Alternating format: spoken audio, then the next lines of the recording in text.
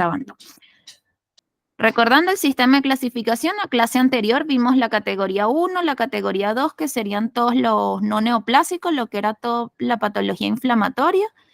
Y ahorita vamos a ver lo que es las atipias de significado indeterminado y las neoplasias, que dentro de las neoplasias están las neoplasias benignas y otra categoría que se llama neoplasias con potencial de malignidad incierto, que esta categoría se reserva para aquellos casos en donde tengo características de un proceso neoplásico, pero no tengo como criterios suficientes para decir si es, por ejemplo, un adenoma pleomórfico o si es más bien un carcinoma. Entonces, no es un sospechoso.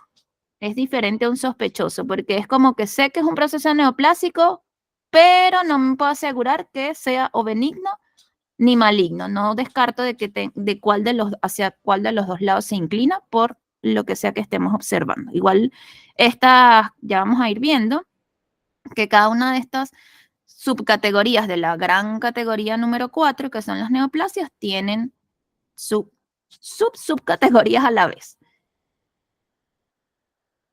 Entonces, comencemos por la atipia de significado indeterminado.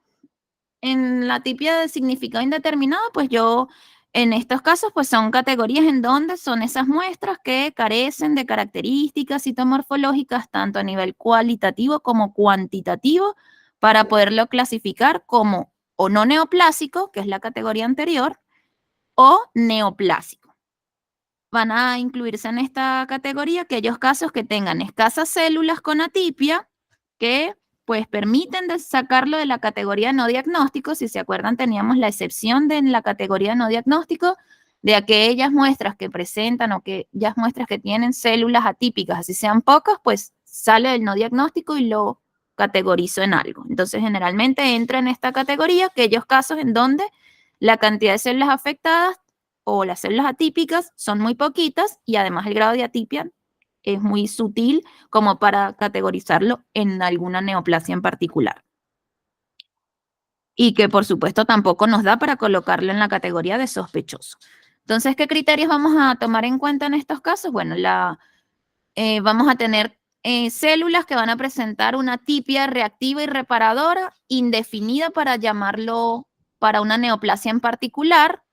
Entonces son cambios que quizás puedan ser cambios reactivos o cambios reparativos, que no me permiten decir si esto es solamente por un proceso inflamatorio o que hay una neoplasia, por ejemplo, benigna, que esté asociada a esto. Puedo observar cambios escamosos, oncocíticos u otro tipo de cambios metaplásicos indefinidos para una neoplasia. Muestras de baja celularidad, con o sin fragmentos estromales o extracelulares, con o sin matriz, que me permita colocar un sugestivo o colocar un diagnóstico de una neoplasia en particular. Muestras con artefactos en la preparación. Esto yo lo destaco porque estos son los criterios tal como lo establece el Milán. Y con este criterio yo en particular no estoy como muy de acuerdo, pero ya ustedes igual me dirán qué les parece o no. Pero ellos establecen que muestras con artefactos en la preparación, lo que sería problemas de secado de la muestra o mala fijación de la muestra, sangre, coagulación, cualquier elemento que como que entorpezca la visualización de la muestra, lo que dificulte la distinción de si esto es un proceso neoplásico o un proceso no neoplásico, pues entraría en esta categoría. Entonces, yo considero que no, porque si algo no me está permitiendo ver la muestra o las células epiteliales, pues debería estar dentro de lo no diagnóstico. Al menos de que yo esté viendo algún grupo de células con atipia. Y eso es esa excepción de la que hablaba el no diagnóstico. Pero esto, no sé, es como confuso esto que ellos plantean acá. Porque si hay algo, si es una muestra que está mal secada, eso habla de una mala fijación. Si tengo mucha sangre o si tengo coágulos en la muestra, pues no voy a poder ver las células epiteliales, así que difícilmente yo voy a poder hacer un diagnóstico con eso. Entonces, este criterio yo no estoy muy de acuerdo con esto. Las lesiones quísticas, mucinosas con un componente epitelial ausente o muy escaso, como para hablar de una neoplasia quística, como un carcinoma mucoepidermoide o un tumor de Warthin, pues no se pueden excluir, no se puede. Todo lo que no me permita tener criterios claros para categorizarlo dentro de las neoplasias benignas o de las neoplasias malignas van a entrar eh, dentro de esta categoría de atipia de significado indeterminado. En aquellos casos en donde tengo un infiltrado linfoide atípico, ya sea que son de los ganglios linfáticos que están dentro de la glándula o que son realmente lesiones linfoides en las que no se puede excluir un trastorno linfoproliferativo tipo un linfoma, todo lo que sea como que no tengo criterio suficiente, como cualquier categoría de atipia de significado indeterminado, como sería en cualquier otra muestra citológica, todo ese tipo de muestras que realmente entran en esa zona gris donde no tengo criterios suficientes para yo categorizarlo en alguna de las otras categorías, entran en este grupo. Por supuesto, como siempre, hay que tener cuidado con esta categoría diagnóstica porque yo no puedo hacer un uso indiscriminado de la atipia de significado indeterminado. De hecho, se establece que no debería superar el 10% de los diagnósticos de las muestras que me llegan de glándula salival. Incluso ya el 10% es demasiado, un 5%. Debería ser mi diagnóstico de indeterminado en general de todo el volumen de muestras de glándula salival que yo reciba. Es un diagnóstico que se utiliza como último recurso, o sea, realmente se revisó el extendido, todas las láminas que se hicieron, se hizo bloque celular, se hizo de todo y de verdad no hay criterios para meterla en otra categoría diagnóstica. Bueno, ni modo, llegamos a esto, que por supuesto estas muestras van a tener que el paciente someterse a una nueva punción porque, como sabemos, un indeterminado realmente no brinda mucha información, más que decir que hay unas células allí con ciertas características, pero no estoy diciendo francamente qué es lo que tiene el paciente o brindando una orientación de la posible neoplasia o la posible patología. ¿Qué se recomienda en glándula salival para evitar este tipo de diagnósticos? Pues aplicar lo que es el sistema Rose, que es el hecho de que al momento de la toma de muestra haya un personal del laboratorio, un patólogo, un citotecnólogo, por supuesto, entrenado, capacitado en el área de citología salival, que pueda determinar cuando se toma la punción primero si hay celularidad suficiente para llegar a un diagnóstico y si lo que yo estoy observando me permite llegar a un diagnóstico, porque en caso tal, pues tenemos allí al paciente, está todo allí dado para que se pueda hacer una punción nuevamente y para extraer un nuevo material.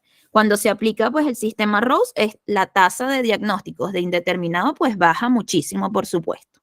Pero eso pues va a depender del centro de salud y del volumen de trabajo y de las posibilidades de que eso se pueda hacer en el caso de ustedes allá en el hospital, de que haya de verdad el tiempo para que alguno de ustedes vaya a la toma de muestra. Porque obviamente eso va a requerir un tiempo para que esté la persona que le toque ir en un día específico, en fin, todo eso requiere una logística para no es solamente estar, es tener, es bajar con todo un equipo necesario, generalmente describen como un carrito con lo que uno baja con todos los colorantes o una tinción rápida tipo Diff Quick y pues estar allí con un microscopio incluso para poder hacer la tinción rápida, ver al microscopio y decir, mira, si hay material, con esto yo puedo trabajar o no, no hay material, punza de nuevo. Eso es como una recomendación que se hace para evitar este tipo de diagnósticos. Esto es un ejemplo que está en el sistema Milan y ahí, bueno, aquí vemos un grupo de células que son vacuoladas, que parecen como células claras y lo más llamativo, más que estas células sueltas, es este grupo como tridimensional, la imagen que está a la derecha, que es un grupo tridimensional de células, se ven como unos núcleos un poco agrandados, pero llamativa es la disposición que tienen estas células, como incluso como parecen como concéntricas allí. Entonces, no da para decir, además no hay matriz de fondo, no hay otros elementos que den como para categorizarlo en algo en particular. No da para decir quizá que sea un adenoquístico, por la disposición quizá pareciera un poco, pero no hay criterio suficiente.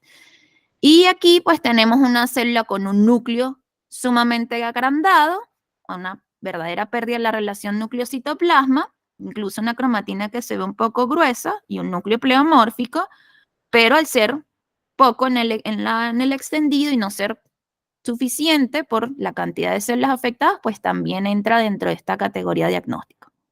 Rara vez se hacen estos diagnósticos, pero bueno, como ustedes saben, siempre va a ser esos casos en donde pues no nos queda de otra, no hay otra opción más que caer en esta categoría diagnóstica. Luego tenemos la categoría 4, que serían los neoplásicos, pero lo que sería benigno. Y dentro de esta categoría, les decía, teníamos dos grupos, ¿no? Los benignos, los tumores francamente benignos, y la categoría de neoplasia de glándula salival de potencial maligno incierto, donde aquí entra un grupo de patologías que puede que sean benignas como puede que sean malignas. Dentro de yo les puse 1 y 2. Dentro del grupo 1 de las benignas vamos a tener patologías que son de origen epitelial o tumores de origen epitelial, que son los más frecuentes, y entre ellos tenemos el adenoma pleomórfico, el tumor de Warthin y el encocitoma. Dentro de estos tres, el más común es el adenoma pleomórfico. En segundo lugar, estaría el tumor de Warthin en lo que son tumores de origen epitelial. Y por allá en el tercer lugar, los oncocitomas son un poco frecuentes, son de los menos frecuentes. Luego tenemos tumores de origen mesenquimático, y estos sí que son bien raros de llegar a ver, y tenemos el lipoma, el schwannoma, el linfangioma y el hemangioma, de los que están en el orden como de frecuencia en que los podemos llegar a observar. En general son rarísimos, son raros que los vayan a ver, pero dentro de lo raro, lo más común va a ser el lipoma, es el que pueden llegar a ver con mayor frecuencia, seguido del schwannoma. El linfangioma es súper raro y los hemangiomas también. De hecho, el hemangioma, el diagnóstico de lo que serían los hemangiomas por citología son a veces muy difíciles y muchas veces se terminan diagnosticando en esa categoría anterior de los indeterminados. Y porque suelen ser también poco celulares o terminan siendo no diagnósticos. Terminan siendo casos no diagnósticos. Pero bueno, ya vamos a ir abordando cada uno de ellos.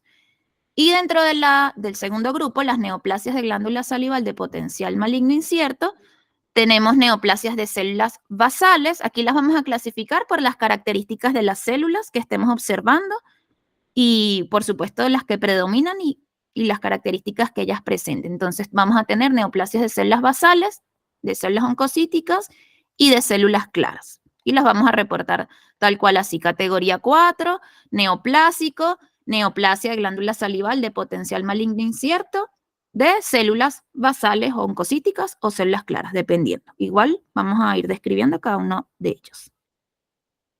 Entonces comencemos con el adenoma pleomórfico, que como les decía es el más frecuente. Y el adenoma pleomórfico representa entre el 40 al 70% de los tumores de la glándula salival, así que es súper común. Es ligeramente más frecuente en mujeres que en hombres, aunque se puede dar en ambos sexos, pero se ha visto que con mayor frecuencia o con una ligera frecuencia un poco mayor en las mujeres.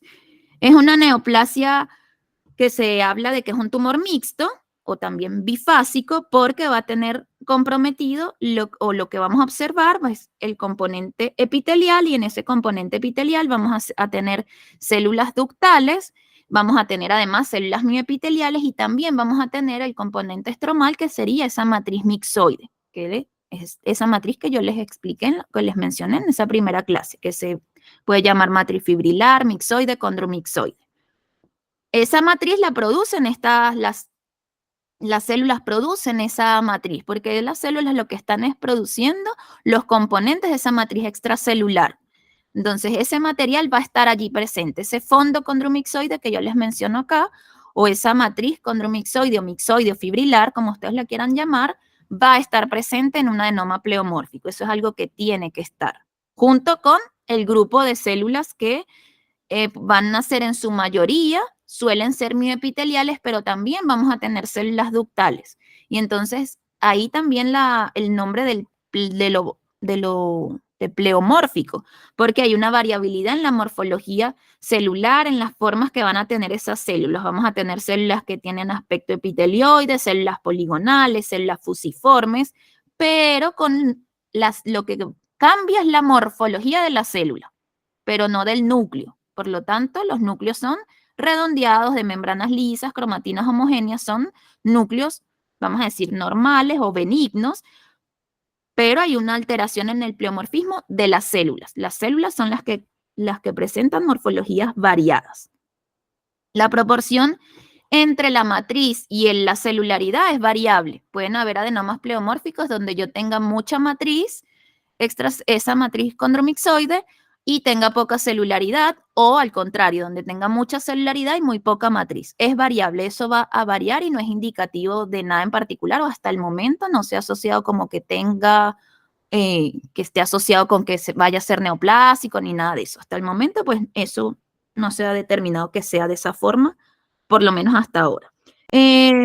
Que aparece a cualquier edad, aunque tiene una prevalencia entre los 40 y 60 años y son tumores de crecimiento lento. Esto es algo que puede tener con el paciente muchísimos meses o muchísimos años hasta que el paciente realmente acuda a hacerse la punción. Suele ser una masa de consistencia firme y que está bien circunscrita. ¿Y qué vamos a ver entonces a nivel citológico? Bueno, el fondo o esa matriz condromixoide que en tinciones de Papa Nicolau suele ser verdosa o grisácea. Y se los destaqué porque es la tinción que sé que ustedes utilizan en el laboratorio. En el caso de que en algún momento, si trabajan en otro lugar o cambian de tinción, con la hematoxilina eosina va a verse más bien rosada, va a tener un tono rosado. Vamos a tener pues células mioepiteliales con esa variabilidad morfológica que yo les mencionaba. Estas células van a estar en grupos, generalmente van a estar en grupos, no van a ser células sueltas, y de hecho lo ven aquí en la fotografía, son grupos de células que en ocasiones van a estar inmersas en esa matriz condromixoide. Entonces a veces van a ver las células por un lado y la matriz por el otro y van a ver ese doble componente, pero en ocasiones va a estar todo mezclado. Entonces van a estar ahí las células inmersas en esa matriz. Y se pueden llegar a observar pequeños grupos bastante cohesivos de esas células ductales. Aquí en este caso vemos que lo que predominan son células mioepiteliales porque son células ausadas, vemos que los núcleos son bastante alargados, casi que aplanaditos. Entonces ya eso me indica de que, bueno, estas son células de tipo mioepitelial y es lo que predomina en este caso en esa fotografía.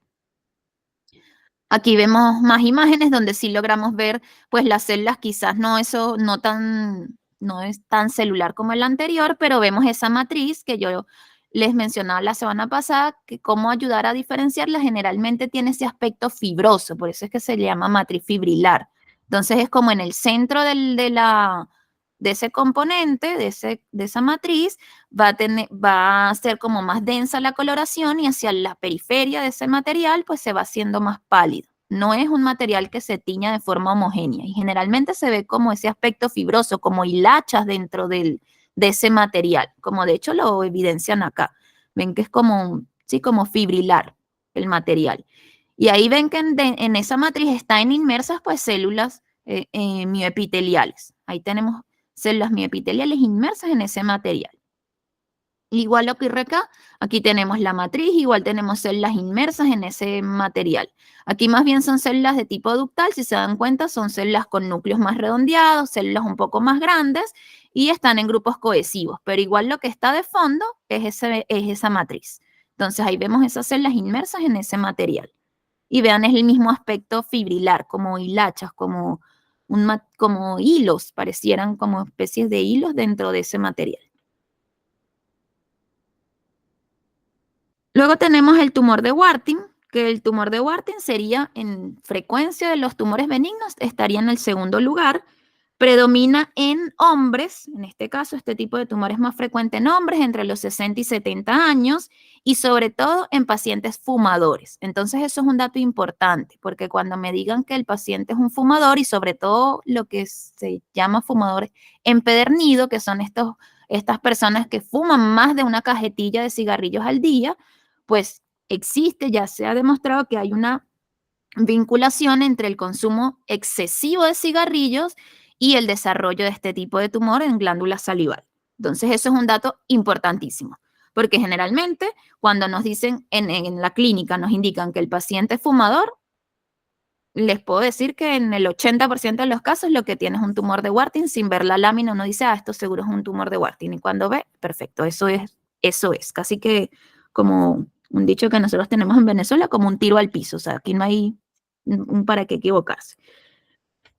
Puede ser un tumor que se presente de forma solitaria o bilateral. Generalmente se puede ver a nivel de la parótida, en el 10% de los casos puede que sea bilateral. También es un tumor de crecimiento lento y existe una probabilidad de que se pueda malignizar este tumor en el 0,1% de los casos. Es una probabilidad bastante baja, pero existe. Entonces, por eso, pues, importante el diagnóstico y, por supuesto, el seguimiento de estos pacientes.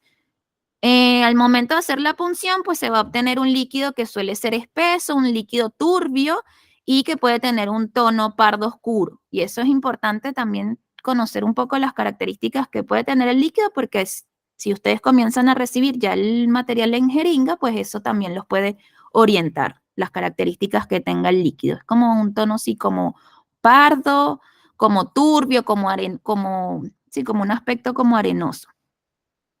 ¿Qué vamos a ver a nivel citológico? Bueno, vamos a tener un fondo proteináceo. Aquí no vamos a tener matriz, aquí vamos a tener más bien un material que va a ser denso, o sea, denso en que se tiñe homogéneo, no ese aspecto fibrilar. Aquí en este caso lo que tenemos son hematíes y ahí esta parte más como azul es ese componente proteináceo. Entonces se puede ver ese fondo proteináceo, no es algo que tenga que estar siempre, así que no es un criterio como que estricto el fondo proteináceo. Puede que esté, puede que no. Lo que sí es un criterio estricto son los linfocitos que van a estar en el fondo. La cantidad de linfocitos no importa, pueden ser escasos, pueden ser abundantes, generalmente van entre escasos a moderados linfocitos, perdón. Y otro criterio que es obligatorio es la presencia de las células oncocíticas. Células oncocíticas típicas, normales, con bordes celulares definidos, con núcleos redondeados de membranas lisas, con citoplasmas que se pueden ver incluso granulares, citoplasmas homogéneos, densos. Células oncocíticas bastante benignas, que no presenten anisonucleosis ni otra cosa, porque si ya estamos viendo que hay agrandamientos o irregularidades, pues ahí vamos pensando en otra cosa. Pero siempre la asociación de estos dos elementos, que serían los oncocitos o las células oncocíticas junto con los linfocitos, eso es un tumor de Warthin. Puedo llegar a observar células epiteliales, células ductales en el extendido, que estén quizás en pequeños grupos o por allí sueltas, que tengan un núcleo central redondo, células normales, células ductales normales, puedo llegar a observar, pero tampoco es un criterio estricto. Lo que sí es estricto son los linfocitos y las células oncocíticas. Yo siempre hago la analogía del tumor de Warthin con lo que en tiroides uno antes llamaba tiroiditis de Hashimoto, que ahora ya no se llama así. Que siempre tenía, en la Hashimoto, pues uno tenía pues esas células de Hortel con los linfocitos. Pues aquí es como el mismo criterio. Aquí en vez de Hortel, pues los oncocitos, que al final son las mismas que se llamaban allá de Hortel y que igual se llamaban oncocitos. Entonces, como para que tengan esa analogía con otra muestra que ustedes ya conocen y que reciben bastante, que es tiroides. Entonces van a tener estas células oncocíticas pueden estar en grupos numerosos o en grupos no tan celulares, pero siempre recordar con características de benignidad esas células oncocíticas. Y los linfocitos, siempre. Dos cosas que tienen que estar siempre presentes para hacer diagnóstico de tumor de Warthin. Y recordar, si es un paciente fumador, pensar, siempre lo primero que deben pensar, posiblemente esto es un tumor de Warthin. Paciente masculino, fumador, mayor de 60 años, posiblemente esto es un tumor de Warthin.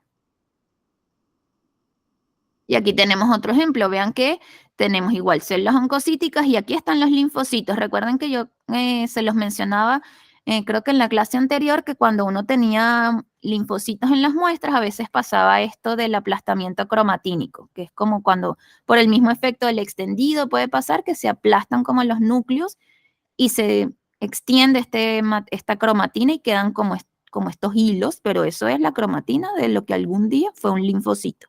Entonces pueden estar en menor o mayor proporción los linfocitos, pero tienen que estar presentes.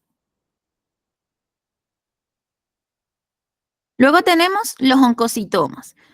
Los oncocitomas son lesiones pequeñas, sólidas, que están bien delimitadas, pueden ser móviles o pueden estar adheridas a planos profundos cuando se forma ese nódulo o esa masa. Ocurren en un 90% de los casos en la parótida. Puede que ocurra en las otras glándulas, pero principalmente ocurre a nivel de la parótida y el 1% de estas neoplasias suelen ser benignas. Ocurre entre los 60 y 80 años. Entonces veas que la mayoría de las patologías de glándula salival son como en pacientes ya mayores.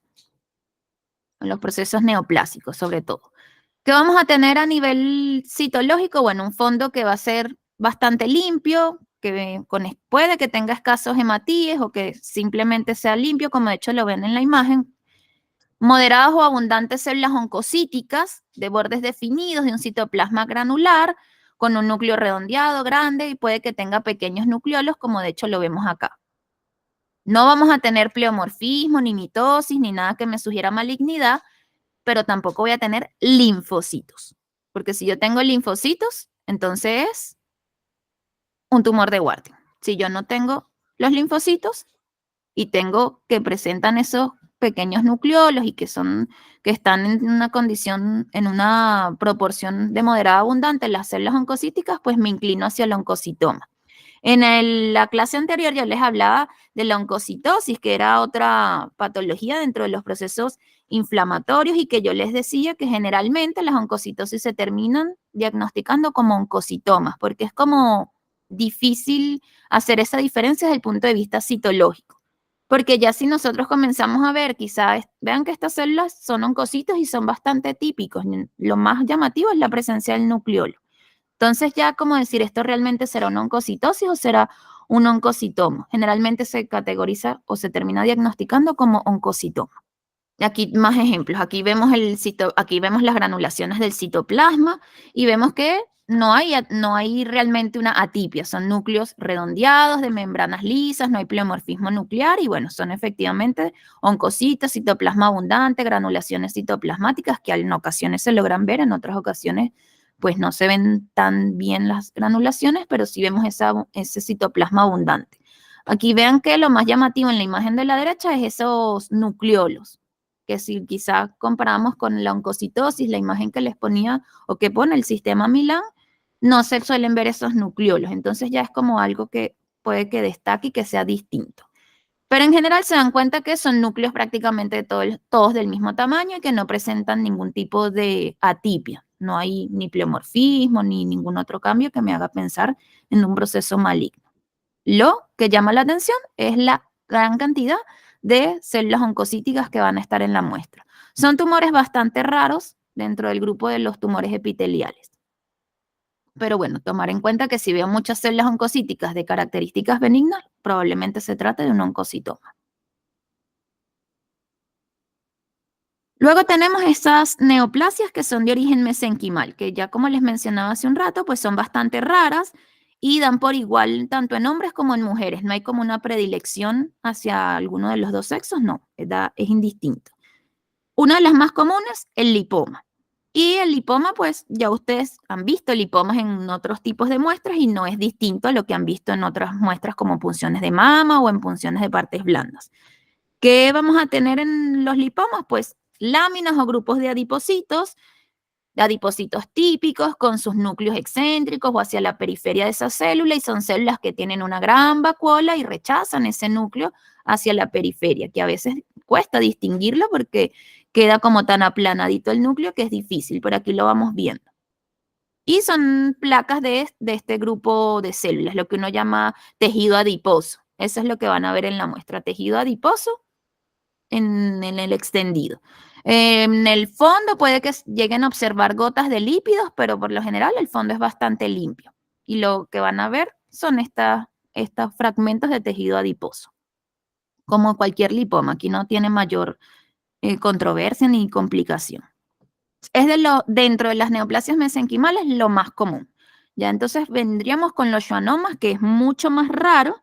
Los schwannomas son tumores que uno de los diagnósticos diferenciales va a ser el adenoma pleomórfico o el mioepitelioma. El adenoma pleomórfico por las características que van a tener esas células que van a tener ese aspecto ausado, esas células fusiformes, sería una de los del diagnóstico diferencial con el adenoma pleomórfico, porque vamos a tener esas células con ese aspecto y podemos llegar a tener un fondo que pudiera llegarse a tener una apariencia a lo que es el fondo condromixoide, pero realmente no corresponde porque si se dan cuenta, aunque aquí tenemos esas células de aspecto ausado, vemos que el fondo no es ese aspecto fibrilar, sino es un aspecto homogéneo, ese material que está allí.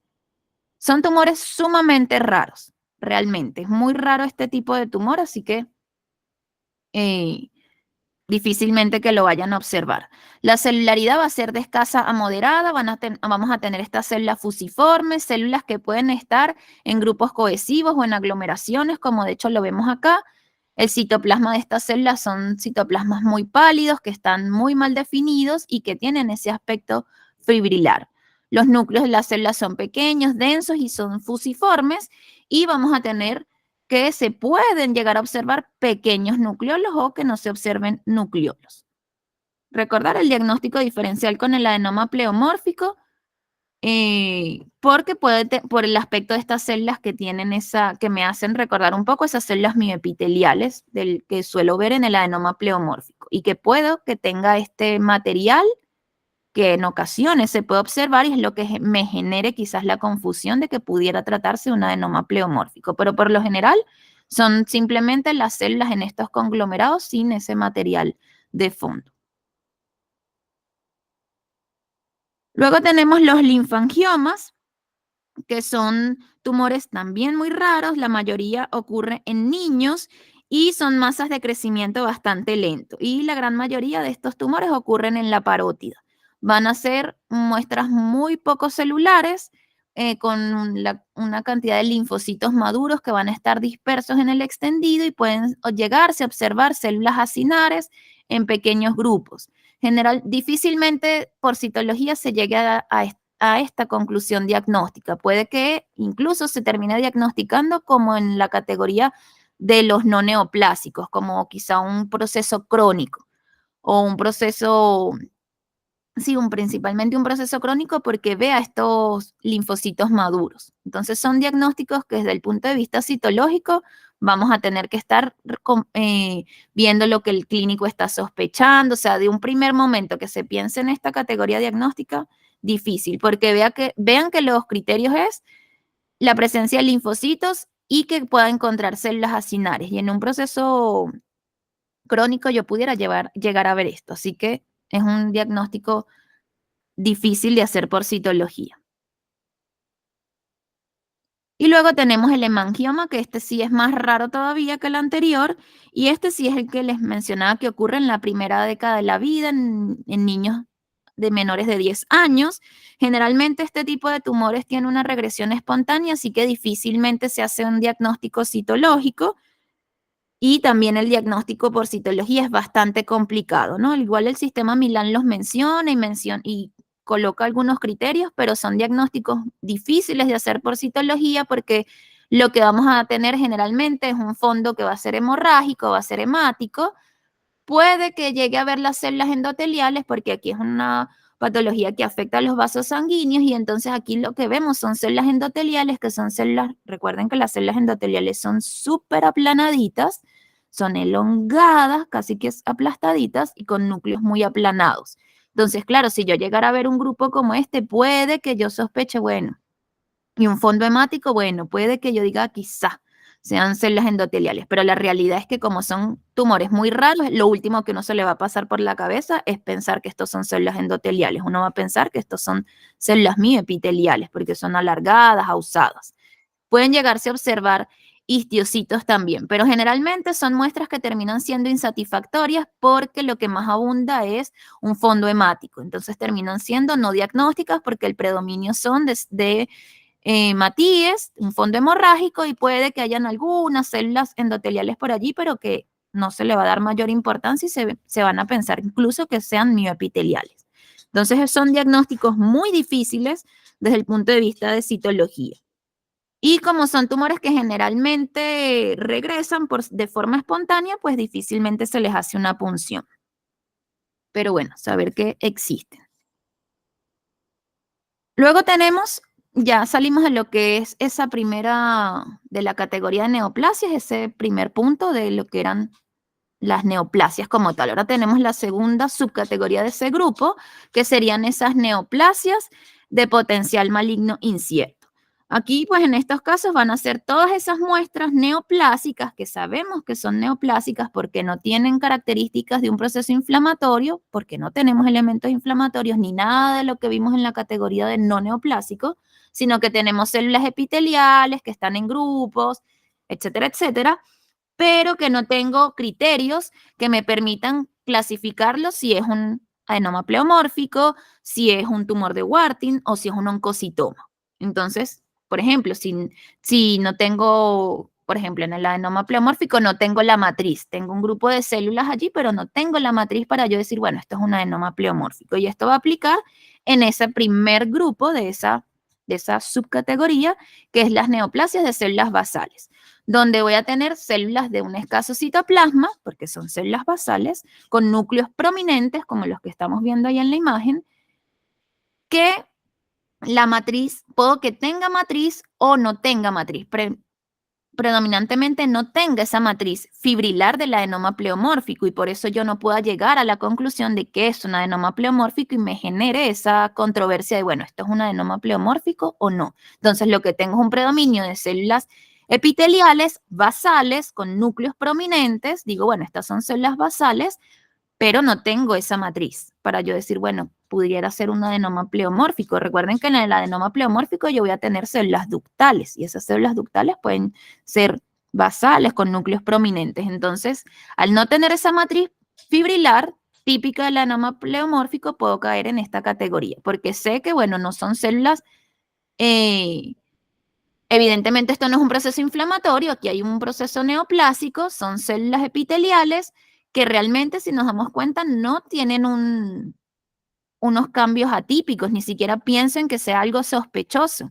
Entonces, por eso es que en estas categorías entran tanto procesos benignos como malignos, y se coloca el potencial maligno incierto porque realmente yo no sé si esto es un adenoma pleomórfico, por ejemplo. Entonces, lo describo simplemente, describo las células que estoy observando, lo categorizo como neoplasia de potencial maligno incierto de células basales. Puede en estos casos que se lleguen a observar mitosis o no, y puede que se llegue a observar necrosis. Puede que se vea, puede que no se vea. Entonces, por eso ahí el hecho de que tiene cierta probabilidad de que esto pudiera llegar a ser maligno, pero no da para colocarlo como sospechoso. Luego tenemos el de las neoplasias de células oncocíticas. Entonces, ¿aquí qué voy a tener? Pues células oncocíticas. Son muestras hipercelulares en donde voy a tener gran cantidad de células oncocíticas, pero aquí sí voy a comenzar a ver unas atipias sutiles, unas atipias leves. No va a ser el oncocitoma donde veíamos que todos los núcleos estaban prácticamente del mismo tamaño, donde había unos nucleolos allí pequeños, nada para qué sorprenderse. Aquí ya comenzamos a ver unas anisonucleosis, unos núcleos que son más prominentes que los otros, como de hecho lo evidenciamos sobre todo aquí en el grupo de arriba, donde vemos que hay núcleos muy grandes, otros núcleos pequeños, o sea, y ahí comenzamos a ver una pérdida de la relación núcleo-citoplasma. Anisonucleosis es como lo más llamativo de este grupo celular. Entonces, son atipias sutiles, pero no estamos viendo núcleos pleomórficos, ni mucho menos, pero ya esa variabilidad en los tamaños nucleares es llamativo, además de la gran cantidad de células. O sea, mucha celularidad siempre va a ser indicativo de que esto es un proceso proliferativo, porque hay tantas células aquí.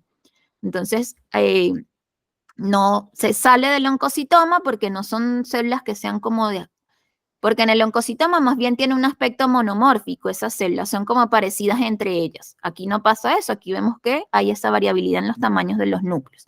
Entonces, claro, no puedo asegurar de que no me da como para decir, bueno, esto es un sospechoso porque estoy viendo unos pleomorfismos y más criterios de malignidad, o para llamarlo francamente maligno, ni mucho menos sospechoso, pero tampoco puedo decir que esto sea como del todo benigno. Entonces, no me da para categorizarlo como oncocitoma, pero tampoco como para ir más allá.